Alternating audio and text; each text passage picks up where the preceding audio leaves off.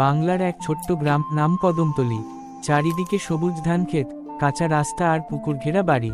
বাইরে থেকে গ্রামটা দেখতে যতটা শান্ত, ভেতরে ততটা নয়। কারণ গ্রামের এক প্রান্তে আছে একটা পুরনো শ্মশান। রাতে কেউ ওদিক দিয়ে হাঁটে না। মানুষ বলে, ওই শ্মশানে আগুন একবার নিভলে আরেকবার নিজে থেকেই জ্বলে ওঠে। কদমতলীর কিশোর অর্জুন খুব দুষ্টু। সবাই তাকে বলে শ্মশানপাড়া এড়িয়ে চলতে, কিন্তু সে কথায় কে শোনে।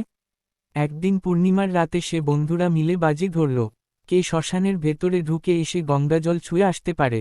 অর্জুন বুক ফুলিয়ে বলল, আমি যাব। ভূতটুতো বলে কিছু নেই।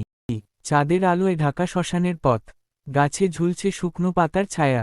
হঠাৎ সে শুনতে পেল টুংঠাং ঘুঙুরের শব্দ। অবাক হয়ে থেমে গেল, এত রাতে কার ঘুঙুর বাজছে।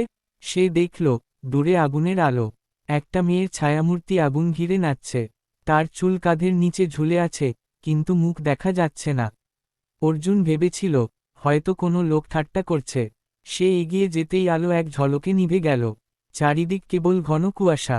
হঠাৎ সে পেছনে থেকে শুনল কিসানি, কেন এলে এখানে? অর্জুন ঘুরে দাঁড়াতেই কেউ নেই। বুক ধড়ফড় করতে লাগল। ঠিক তখনই কুয়াশার ভেতর থেকে একটা সাদা ছায়া তার দিকে ধীরে ধীরে এগিয়ে আসতে লাগল। সে দৌড়ে বেরোতে চাইল, কিন্তু রাস্তা যেন হারিয়ে গেল। যতই দৌড়ায়, বারবার একই জায়গায় ফিরে আসছে। হঠাৎ দূরে একটা কালো গাছের নিচে সে দেখল মানুষের খুলি সাজানো। তার ভেতর থেকে আবার সেই ঘুঙুরের শব্দ শোনা গেল। এবার সে স্পষ্ট দেখল, এক নারী লাল শাড়ি পরে বসে আছে, কিন্তু তার চোখ নেই। ফাঁকা চোখগোর দিয়ে সে যেন তাকিয়ে আছে অর্জুনের দিকে। নারীটা ধীরে ধীরে বলল, আমার আগুনকে নেভালো, ফিরিয়ে দাও। অর্জুন চিৎকার করে উঠল, আর হঠাৎই সব অন্ধকার। 5 পরদিন সকালে গ্রামের লোকেরা অর্জুনকে শ্মশানের ধারে অচেতন অবস্থায় পেল। শরীর কাঁপছে, ঠোঁট শুকিয়ে গেছে। সে কিছুতেই কথা বলতে পারছিল না। শুধু একটা কথাই বারবার বলছিল, আগুন নিভিও না, আগুন নিভিও না। তারপর থেকে আজও শ্মশানপাড়ার মানুষ বিশ্বাস করে, শ্মশানে যদি কোনো চিতা আগুনে জ্বলে, তা যতক্ষণ না ছাই হয়ে যায়, কেউ ছুঁয়ে নিভাবে না।